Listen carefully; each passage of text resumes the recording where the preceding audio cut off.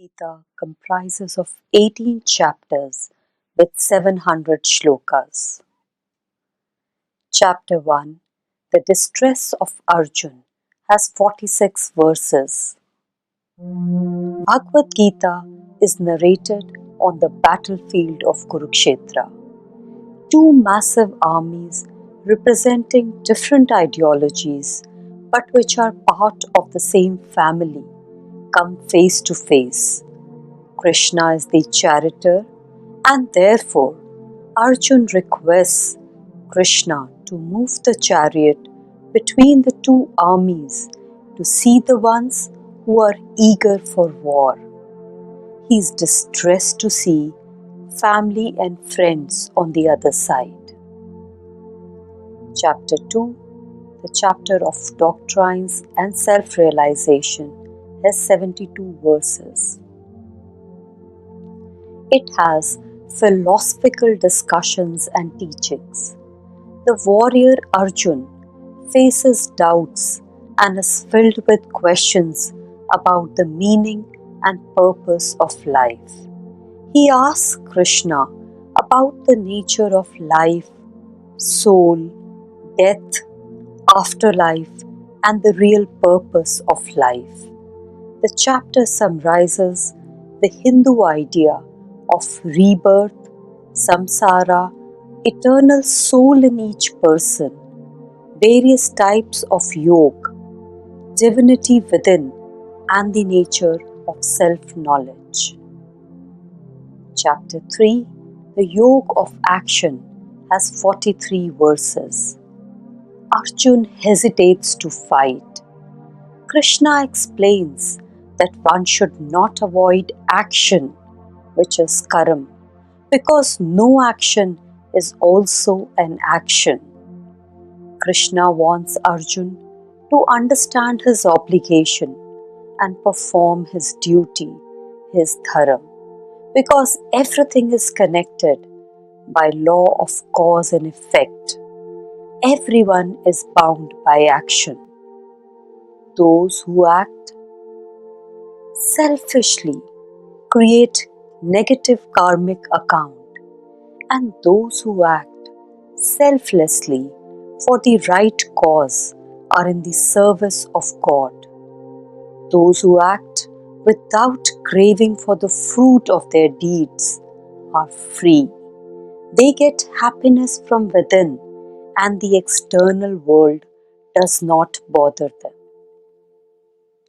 Chapter 4, The Religion of Knowledge, has 42 verses.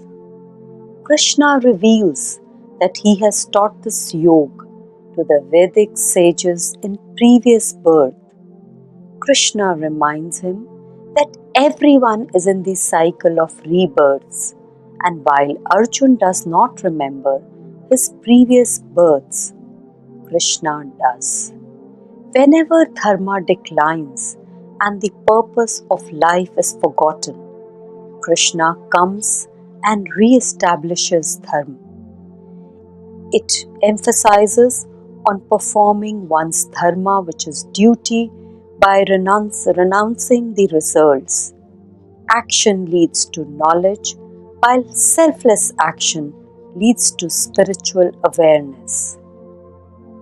Chapter 5, Karam Sannyas Yoga, has 29 verses. The chapter inquires about the sannyasi and grihastha. Arjun asks Krishna which path is better. Krishna answers that both the paths can lead to the same destination, but the path of selfless action and service with inner renunciation is better. The self-aware who has reached self-realization lives without fear, anger, or desire. Chapter 6, The Dhyan Yoga, or the practice of meditation, has 47 verses. Krishna talks about selfless work and renouncing the fruit of work. Such self-realized people are impartial to friends and enemies. they treat everyone the same. Chapter 7 Gyan Vigyan Yog has 30 verses. Krishna discusses Gyan, which is knowledge, and Vigyan, which is realization and understanding, using the framework of Hindu philosophy and Vedanta school. The chapter states that evil is the consequence of ignorance and attachment with temporary and delusive Maya. Knowledge of self and union with Krishna is the highest goal of any spiritual path. Chapter 8 Religion of Devotion has 28 verses. Krishna declares himself as imperishable and within every creature. All beings have a temporary body but an eternal soul. The chapter discusses the nature of death and rebirth, the importance of the last thought before death, difference between material and spiritual worlds, and the light and dark paths that a soul takes after death. Chapter 9 The Yoke of Sovereign Science and Sovereign Secrets has 34 verses. Krishna states that he is everywhere and in everything, in an unmanifested form, yet he is not in any way limited by them, and he recreates them as per the laws of nature. He equates himself to being the father and the mother of the universe. Om, three Vedas, the main seed, the refuge and the abode of all. The chapter recommends devotional worship of Krishna. Chapter 10 The Yoke of Divine Manifestations has 42 verses. Krishna reveals his divine being as the ultimate cause of all material and spiritual existence and beyond any duality.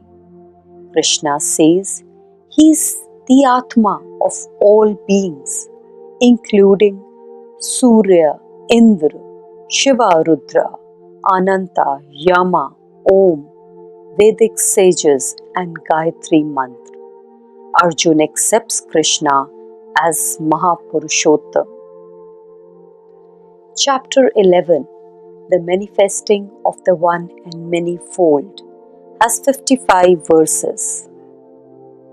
Arjuna requests Krishna to display his universal form, a symbol for Atma's soul, and Brahma, which is absolute reality.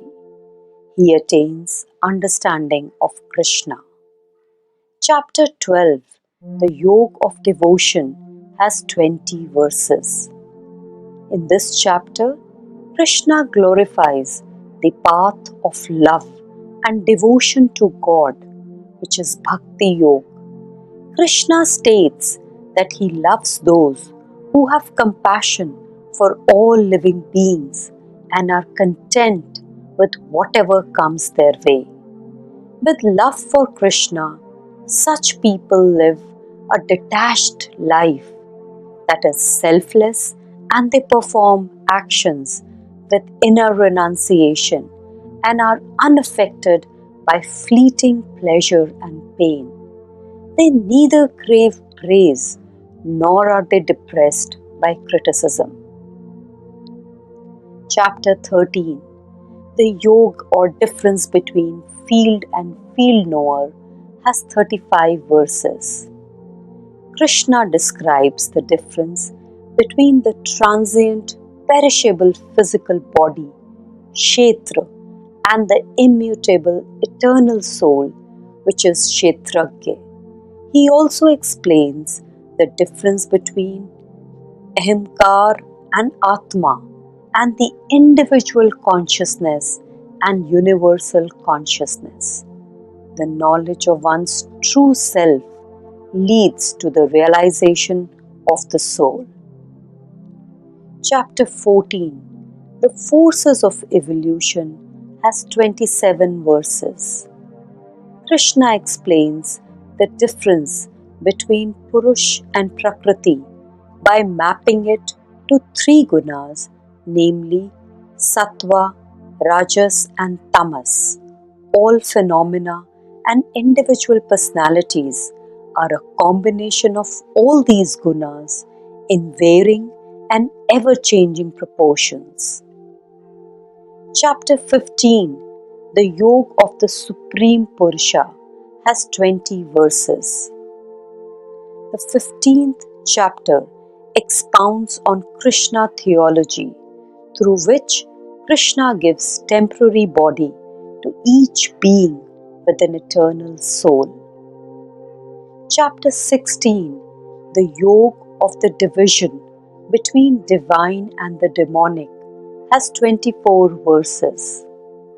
Krishna discusses two human traits, namely divine and demonic: truthfulness, self-reliance, sincerity, love for others, desire to serve others, being detached, avoiding anger, avoiding harm to all living creatures. Fairness, compassion, and patience represents the divine nature. The opposite of these traits are demonic, such as cruelty, conceit, hypocrisy, and being inhuman.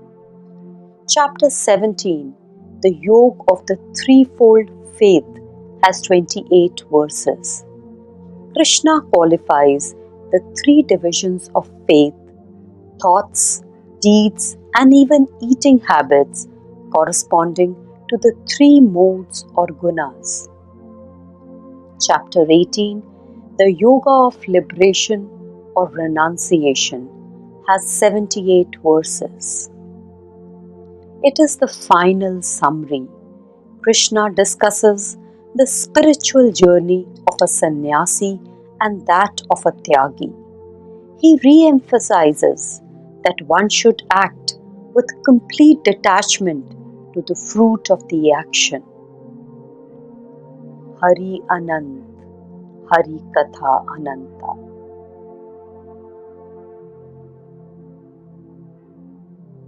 You could check the video in the link to remember the names of all the chapters of Gita.